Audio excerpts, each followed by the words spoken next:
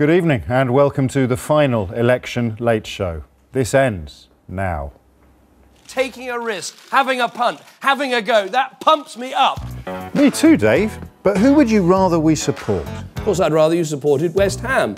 Of course. I had what Natalie would describe as a brain fade. I'm a Villa fan.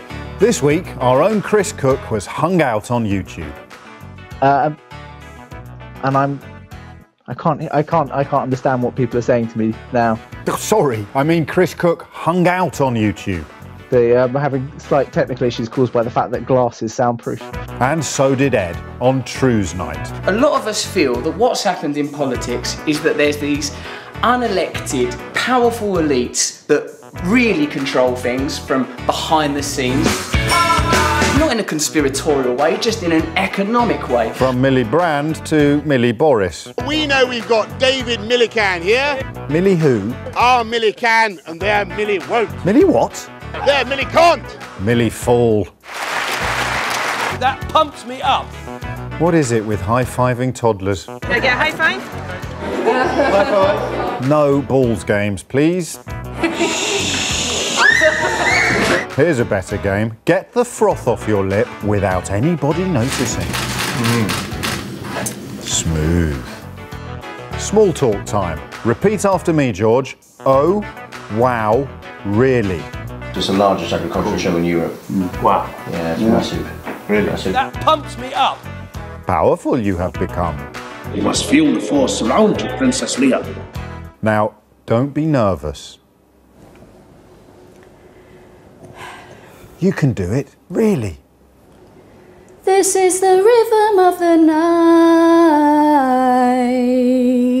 I think this needs some help from Boris. EdTech, MedTech, Nanotech, GreenTech, EdTech, MedTech, Nanotech, GreenTech, EdTech, MedTech, Nanotech, GreenTech, EdTech, This is the rhythm of my life. MedTech, Nanotech, Oh, yeah. MedTech, Nanotech, GreenTech, The rhythm of my life. GreenTech. That's just totally wrong. And if I'm getting lively about it, it's because I feel bloody lively about it.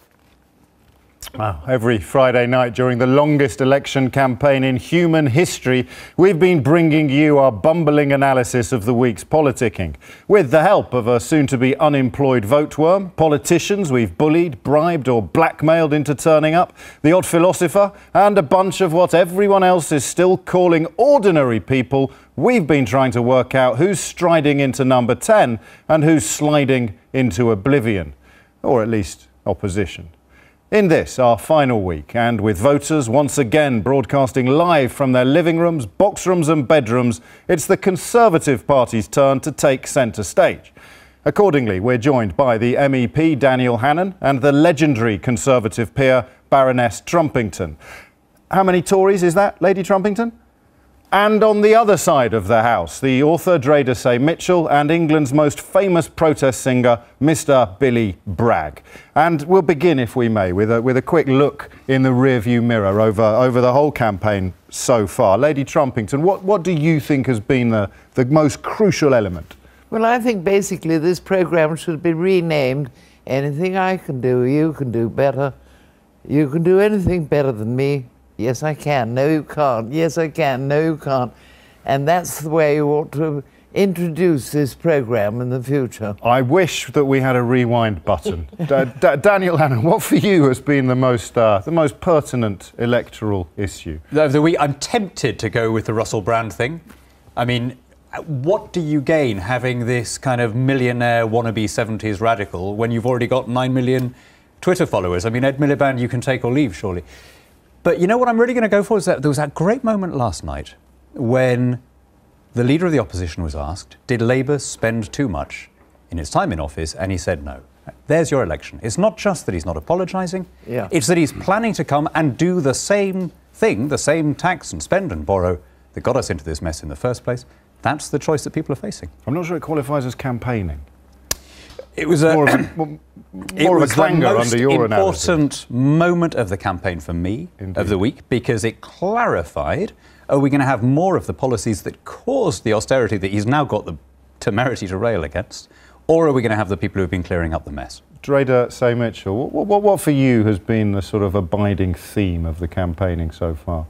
I think one of the things that's almost picking up on what Daniel was talking about, it's about kind of last night to me crystallised that none of the parties seem to have any idea what they're doing with the welfare state and a benefit system. And no one will own up to who they're going to clobber, because they're going to clobber somebody.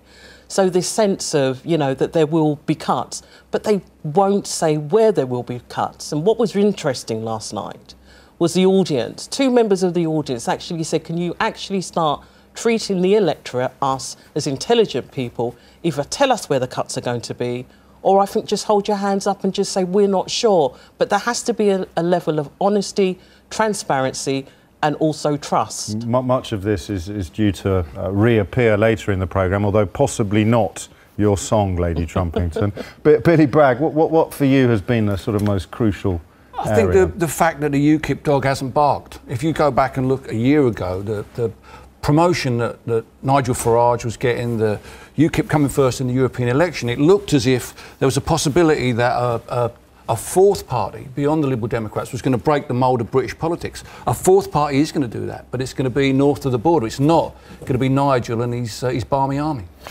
Well, you say that. It's early days. Well, I mean, in terms of seats, I mean, I don't think there's any way that UKIP are going to get more than, you know, 3 or 4 seats. And if Farage himself isn't elected, then I think really the show is over. Compared to what's happening in Scotland and the number of SNP MPs that it seems are going to come to Westminster, it's the momentum is with them rather than with the UKIP. Lots to get through. So let's once again reveal our deadly weapon in the war against spin and obfuscation, the vote worm. Once again, we've made a film of the best bits of this week's electioneering. And then we got 500 people carefully selected by the pollsters' comrades to watch it and hit a thumbs up or a thumbs down button every single second. It all ends up creating this red line of weighted data that goes up and down according to the nation's button-based whims. So, let's have a look at this week's worm, and it all starts with the Prime Minister getting pumped up.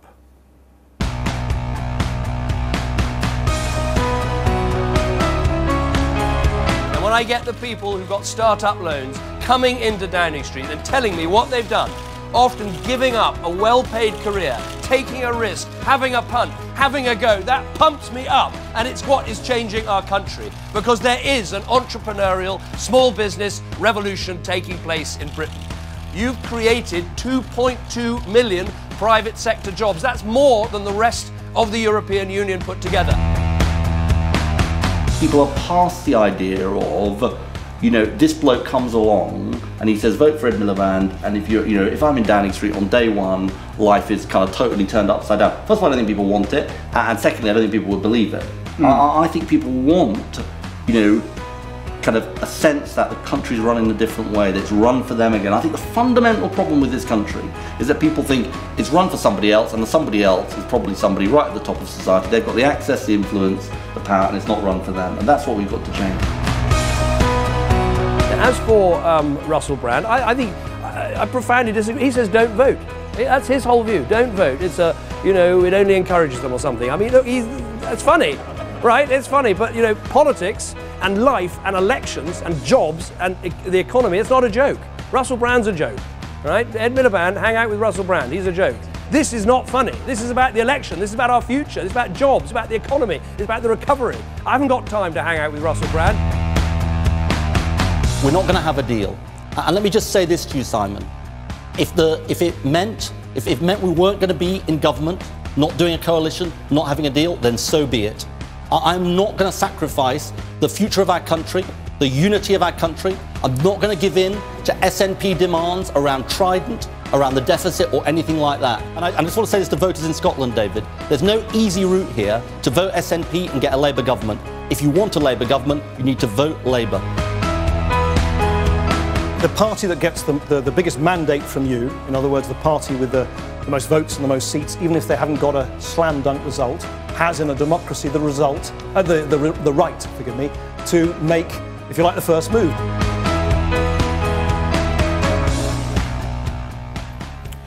Daniel Hannan, it's definitely been the week in which David Cameron found a new gear, an injection of passion. Better late than never?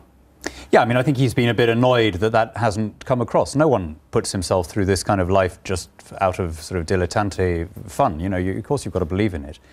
I mean, I think there was a real contrast in the seriousness of the two guys there. And hang on, I just want you to focus a little on why he didn't get more passionate more quickly. I don't think it's in his nature. Well, he's trying this week, Lady Trumpington. Well, I mean,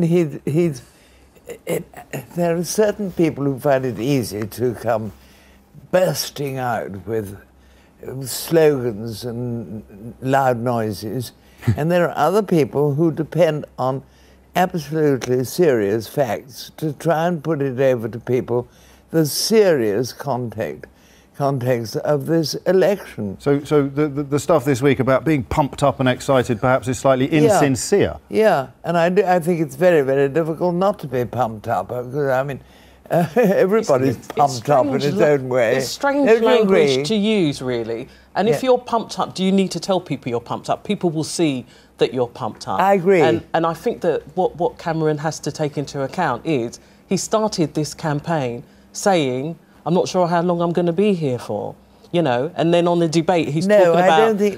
I don't agree with that. But I think it's a bit much taking lectures from a Conservative Party on seriousness when they spent the entire week hawking Boris Johnson around, having his photograph taken with everybody. I mean, he's probably the least serious politician in Britain, and he's likely to be the leader of the Conservative Party this time next month. I'm terribly sorry, but first of all, I think that Boris Johnson does his own publicity, and I don't think it's up to any party excepting Boris Johnson's own little group. And I'm not sure that's fair anyway, but I mean, he's run London in a way that you can agree or disagree with, but it's plainly not been a joke. He's been doing it with technical competence and efficiency. And he's got himself elected, unlike Russell Brand. Now, I would say the really unserious thing, and in fact the slightly dangerous thing, is to say don't vote at all. That is the justification of every autocracy. I just want to point out that if the Prime Minister is watching us this evening, it's going to break his heart that we're already talking about Boris Johnson, isn't it? Can I just say, Boris Johnson came and spoke to the grouped peers meeting who meet every week, and he came and spoke. He was a different person from what you see when he's sort of assing around, if you know what I mean. You saw a serious side to him, did you? He was really, really serious. He was really, really good and very impressive. Who do you prefer? What? Cameron or Johnson? Who do you prefer? Who would you rather sort of have in the top job? Oh, I'd rather what? Who would you rather was leading the Conservative Party right now, Boris Johnson or David Cameron? No, I'd rather have David Cameron for sheer kind of solidarity. He hasn't proved himself quite yet, Boris Johnson. Years as Prime But Minister. he will. And 10 as leader. He will. How long does he need to prove himself? You ask him, not me. And Daniel Hannan, briefly, why are we always talking about Boris Johnson? You just said everybody's always talking about Boris Johnson. We're supposed to be analysing David Cameron's campaigning week. Talking about another journey, and Boris has a largeness of character, a generosity that is unfeigned and is very attractive to people. But he was very good when he came to talk to us. You know, when you say, has David Cameron had time to prove himself? I mean, cast your mind back to the situation he inherited, you know. Well, you mentioned this. You haven't got a bit of paper in your pocket. That's his prop, not mine. But I mean... No, I'm going to stop you there because I can help you cast all our minds back. You're referring to the economy, and we're going to look now at how the vote worm performed while David Cameron was talking about the economy. It began, of course, with the business about being all pumped up and then moved into a little more substance. We've picked two crucial categories here, voters in the Midlands and voters in the 35 to 54 age group. And you can see, actually, they weren't that impressed with the sort of sound and fury, the pump, if you will. But as he got closer to that list of claimed achievements, so the approval ratings went up slightly. Daniel Hannan, they prefer, the voters in our worm appear to prefer the substance to the style. This is going to be a problem when cuts become more of an issue this week, isn't it? Because they're a bit short on substance when it comes to this £12 billion that is yet to be specified. Well, at the beginning of this Parliament, we were told by everyone to fear these terrible Tory cuts. These Tory cuts were going to, sort of and here they come. Unemployment down, crime down, deficit down, household bills down, fuel prices down. You know, I reckon we can do with a few more of these cuts. So We've actually, so having taken why aren't you the miles weakest ahead in the polls? If you've done so well, why aren't you winning the election? If I knew that, I'd be a genius. I'll tell you what is really down is a sense of security among people. People rely on things like the welfare state, not necessarily that they use it, but that they know that it's there. And when they're on short-term contracts, when they're not sure about whether they're going to have a job next year, the sense of insecurity in the country, I think, is what's driving the way that people are going to vote next week. Let's move into the country. To pay for the welfare state, you've got to have a functioning economy. You've got to have growth. I'm going to move into the country. I'm going to go all the way down to Somerset, where Sabina Ahmed is watching and listening. Sabina, that sort of combination there of style, the shirt sleeves rolled up, this man means business. Did that pump you up? It did nothing for me, I'm afraid, because for a long time Mr. Cameron gave the impression that he wasn't really bothered about it, and then he suddenly came and was talking about he's all pumped up and he's all geared up for success. So no, I wasn't impressed by that. I was impressed when he said what they have achieved so far. That was worth talking about. But the pumping up business, it sounded very superficial, I'm afraid. The pumping up business, but the two and odd million jobs, Dreda, these are hooks that he can hang an election campaign on. He can, but I think then you have to unpick in terms of employment, the quality of the jobs, because we're essentially sometimes talking about low pay. And, you know, he's talking about the benefit cuts at the same time. But if people are being paid low wages, essentially they will have to partially be propped up by the welfare system as well. So some of it was very contradictory. You can't just use the strapline about employment. You've got to talk about the type of employment that people are getting. And also, that's fair. It goes on to what Billy was saying about security. Right. If people are employed but on low wages, how secure is that for people and their families? One of the reasons why a lot more people are employed is because, as well as tweaking the welfare system, we raised the level before which you start paying tax at all. You now don't pay any income tax on the first £10,600. So it now pays people. There was a crazy system before where you could be penalised for taking a part-time job, where you'd lose benefits and you'd end up being worse off or no better off if you were working 20, 30 hours a week. Now, that was a crazy situation. We had hundreds of thousands of people in this country trapped in the squalor of dependency, and hundreds of thousands of people coming and taking the jobs from overseas that they would have been penalised as British people. But Daniel, why should we be topping up people's wages? What type of capitalism is it that relies on the state to top up the wages of low workers? Can you explain to me where the success is? Of course, I'd much rather have a system, and we are moving towards a system where you don't tax them. Instead of having to top up the wages, instead of having to have in-work benefets, you have a situation where you don't, instead of taking with one hand and giving back with the other, you just take people out and you raise the personal proper allowance. wages? What about having a proper, a living wage right across the board, so people have that security? This is all about security. If we had a magic wand, who wouldn't do that? We don't have a magic wand, but we do have Lady Trumpington. You're not talking about reality, really.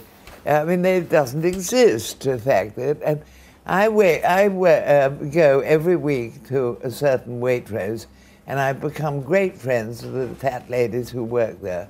And they are my real friends. And I hear about all their troubles, and most of their troubles consist of their children, who are now having children, but accommodation. And it's the finding of somewhere to live is a really overwhelming worry for people who are in that situation. Does it worry you that the Chancellor, George Osborne, hasn't identified where £12 billion worth of welfare cuts are supposed to come from? It's too big for me to take in. Well, perhaps pick a smaller figure. Does it worry you that he hasn't specified where even £1 billion worth are going to come from? Of course. I was taking a slightly Boris Johnson view. Over the last Parliament, we saved about twice that sum in welfare. Let's stay with the comedy, Daniel, if we may. It's time for a little bit of Russell Brand. Unsurprisingly, this week, it's achieved an enormous amount of attention in the media. This is how the Worm responded during Ed Miliband's encounter with the comedian, writer and increasingly, I suppose, political activist. Now, these are undecided voters. They warmed up a little, but they Who's this one? This is undecided voters reacting to Russell Brand's interview with Ed Miliband, and then the younger voters rather liked it. But I think probably Mr. Miliband would have been hoping for a slightly better result among the undecideds. Let's start with a young voter, Akil Pankania. I hope you don't mind me describing you thus. You're a first-time voter. Young people, we're told, are very disillusioned with politics. Does Mr. Miliband's decision to break bread with Brand address that disillusionment? Do you think it was a good thing to do? Yes, I do. I think British politics is in decline at the moment. I think there is a lot of disillusionment, especially with young people. And for the Conservative member of the panel, I think it is there to say that it's ridiculous to listen to Russell Brand. I completely disagree with that, because Russell Brand may be a comedian and may not have an educated background, so to speak, but he connects with a completely different audience, and he kind of repackages his issues that young people may not find interesting and may not connect with young people, and he delivers it in a way that everybody can understand and can find interesting. So I think the biggest problem is at the moment is that a lot of people, especially young people, but a lot of your normal everyday people are struggling to connect with politics at the moment in this country, and I think he helps a lot. Akil, thank you. I'm going to go to Meg Kingston next. You have no trouble connecting with politics, Meg, but a little more trouble perhaps connecting with Russell Brand's role in it. I'm afraid I do. I work with all sorts of people. I'm a writer. I teach writing. I was working with a group of teenagers at our local college, our sixth form college this week. And they are great people. They have a lot to say for themselves. And the one thing we shouldn't do is tell them to just sit down and shut up, because nobody's going to pay attention. And I think it's irresponsible for somebody in the public eye to say, yeah, there's no point in voting, there's no point in being engaged. It does seem he does preach a message, Billy Bragg, of not voting. I've heard rumours that might be set to change early next week. What do you make of it all? Let's hope it does. I mean, I think it's great that he is engaged in politics. It used to be musicians who carried that role. I mean, heartbreakingly, we learned... There's still room for you. Well, yeah, but heartbreakingly, we learned this week that Faris Badwan doesn't think anything on Newsnight is relevant, which must have been, for you, must have been a terrible... Heartbreaking. Harshed your vibe, I bet. But the importance of getting people in the arts to engage, I think, and using the internet in that way is really important. And I think more power to Ed Miliband for going and trying to take him on, because we all have an argument with Russell about not voting, myself included. But I do value the fact that he goes put it out there, he puts his views out there and says these things are important. I couldn't disagree with that more. He's not engaged. You were engaged in politics, Billy. It wasn't my kind of politics, but you were genuinely engaged. You were within the radical English tradition. He is engaged. You were engaged. He's just not playing by your rules. What? No, he just refuses to play by your rules. Okay. You know what he never says? You want it to be. What he never says is what his alternative is. He says, "Oh, don't vote." That's always your. What does he want? What does he want? Does he want absolute monarchy? Does he want fascism? Does he want anarchy? Does he want Islamic caliphate? To say he wants a proper choice at the election. He doesn't have a choice. You can't make him go and vote for what your party and the Labour Party and the other parties are. When he was asked, why don't you stand for Parliament, what did he say? The most feeble thing. We can't leave. I'm scared I'd become one of them. So the very fact of getting elected turns you into a shyster. That's what he says. Thank you very much. Please intervene at this stage. Dreda, what would you like to say? Do you know, I'm not convinced by Russell Brand, and I tell you what really does rather annoy me about what I've seen, and I'm not a Tory, is what I would have preferred is Ed Miliband. Why don't you go onto a housing estate in Stoke, a housing estate in the East End of London, a housing estate in Scotland, and talk to some real young people who don't have millions of pounds, who aren't going to just talk rhetoric, they're actually going to talk about their everyday lives. So for me, it was a wasted opportunity, and all of that could have happened on the internet, happened online. But there wouldn't have been a million viewers. He's got 1 million subscribers. Yeah, but do you know what? I think we need to be getting down to substance and real people and grassroots. Let's stop flashing about... This is not a celebrity election. This is about real people, real lives. So let's stick with real people. Lady Trumpington, Lady Trumpington, does Russell Brand... I was going to say, what do you think your reaction would have been if it had been Miliband's elder brother? Well, I think if it had been Miliband's elder brother, I think it would have been the same as what we had before. It would be very difficult for those of us who disagreed with the worst excesses of New Labour to support someone. I happen to think that Ed Miliband is a different kind of Labour Party leader, and I'm very disappointed with what he said about Scotland this week, because I think he would have... Hold that thought, Billy Bragg, because we're heading north. We are indeed heading up to Scotland now to see precisely how the worm performed during his comments about the SNP and his exhortation to Labour voters in Scotland to vote for him rather than for Nicola Sturgeon's party. You can see here that in the south the response was fairly neutral. In the Midlands, distinctly negative. And this is really interesting. This is Ed Miliband appealing to Scottish voters to vote for him, and they were gloriously unimpressed. Let's speak to Mari Gray, who used to be a Labour voter. Mari, you've since migrated to the SNP. Did Mr Miliband's heartfelt appeal, did it butter any parsnips with you? Oh, absolutely not. His behaviour was just incredible. The guy is sleepwalking into oblivion. Why would he abandon a dream of becoming Prime Minister when he's so close? Taking his bat and ball home, saying that he wouldn't talk to Nicola Sturgeon. Is it because she's Scottish? Is it because she's a female? What's wrong with the guy? You know, there's been an offer put on the table for him from someone from a nation who has given this union so much. You know, the very latest one, the Higgs boson, the God particle, the telephone, the steam engine. You know, we are covering a lot of territory tonight, Mari, and you've contributed a lot. Daniel Hannan, this must... you probably presumed we'd be talking about the breakup of the European Union by this point in a Conservative-led government. Instead, we're talking about the breakup of the Union. It must... I mean, it's a sad prospect. It is, but actually I think... And it's been caused by the Conservatives. Clever. Well, there was a referendum which pretty much settled the issue for the time being in Scotland. I mean, you can't come back and ask people the same question twice. And I think Nicola Sturgeon has accepted that. She said it before the campaign, she said it since. But I think she's actually hit on a new tactic, which is if you can't turn Scottish voters against the Union, try to turn English voters against the Union.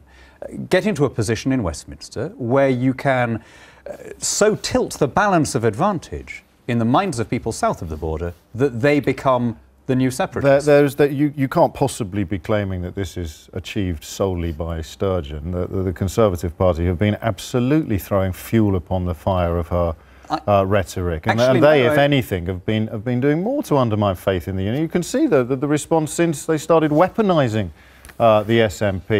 It's had a boost in the polls already. Long before there was the vow, the Conservative Party had unilaterally offered something very close to full fiscal autonomy in Scotland, and has gone much further than Labour will ever go, because of, for reasons that we're all aware of. Labour needs Scottish MPs for its Westminster majority. I could see Devo Max being part of a new devolved settlement throughout the British Isles. I think that, I've always thought that would be a good thing to do anyway, but even if I didn't think that, it was plainly the option that most Scottish people wanted. You know, if you ask them before the heat of the referendum campaign, a small number wanted complete separation, a small number wanted the status quo or to go back to pre-devolution, but the vast majority said we want full autonomy within the UK. You know, foreign affairs and defence, but internal home. I think that's reason enough to offer it. And if you do that north of the border, that implies similar and equivalent devolution in England and Wales, or at least in counties and cities in England, if not for the whole of England. I'm happy to argue that one way or the other. Wouldn't that leave us all better off? And what I find bizarre is that the SNP won't contemplate taking that deal from a Conservative because they don't like Conservatives, even though it could give them more autonomy. But that's their issue, not mine. And they're not here to explain themselves. Lady Trumpington, you are still here, for which we're enormously grateful. Are you surprised or troubled, or neither, by the role? I'm listening to the flow of information. I know, it's hypnotic, isn't it? But are you surprised at the role Scotland is playing in this No, I'm not election? a bit surprised. Not a bit. I only think that it's been, up to a point, not terribly well handled. But I do think that we've got very, very good people on the job. Now, I think that the Scots realise that I think they realised they were asking for far too much, in there. And she's a good debater, that lady, a very good debater. But I do think that she's asked for too much, and it's been sort of laid wide open. She'd have got it all off you, Daniel. Do you know, I've really agreed when what you call the long historical list of the steam engine and the telephone. I mean, let's remember the things that, as a United Kingdom, we've given to the world. Ending slavery, defeating 2 attempts to unite Europe, not in democracy, but in military dictatorship, you know, liberating hundreds of millions of people from communism. You know, well, don't toss it all away without a thought. If we can rebalance the settlement in a way that people are happy with, giving more internal devolution and democracy to all the constituent parts of the UK, that would settle the issue. And do you know what? I have a feeling that that's what Salmon is afraid of. He'd rather keep the grievances going. Dreda. I was just going to say about the slave trade, ending the slave trade, that was kind of an individual country thing. We didn't end the whole of the slave trade right across the world. But should we not be very proud, Dreda, of the fact that even when we were in a life and death struggle against Napoleon, we were diverting ships to try and stamp out the disgusting Atlantic traffic? That's something that all British people should take pride in. I mean, there's a lot to take pride in. You know, when I think about the SNP, it's interesting. When I'm talking to people, lots of people are saying to me they're not really that engaged with this election. However, what people are saying they have been engaged with is Nicola Sturgeon. And what they see in her, regardless of what you think she might do in terms of power, is someone who's passionate. They link her to a campaign in Scotland, whatever you might think about that campaign, to getting young people getting on the streets, using their feet in a way I haven't actually seen with English young people. So there's something I think for people to admire about Scotland. And yet, of course, we don't know where it's going to lead. Billy Bragg, I know you campaigned for the yes side during the referendum. Did you really? I didn't know that. There's a prospect, of course, of it coming about through unexpected circumstances. Not just yet, but what would you, in a post-union Britain, what do you think England would look like? Well, I think there will be compulsory Morris dancing. I think there'll be bluebirds over the white cliffs of Dover. I think there'll be jam for tea. I think these feet in ancient times walk upon England's mountains green, and was the holy Lamb of God. Shooting stars last night, I wished on them. If they were only satellites, it's wrong to wish on space hardware. I wish you'd care. I don't want to change the world. I'm not looking for New England. I'm just looking for another girl. I don't want to change the world. I'm not looking for New England. I'm just looking for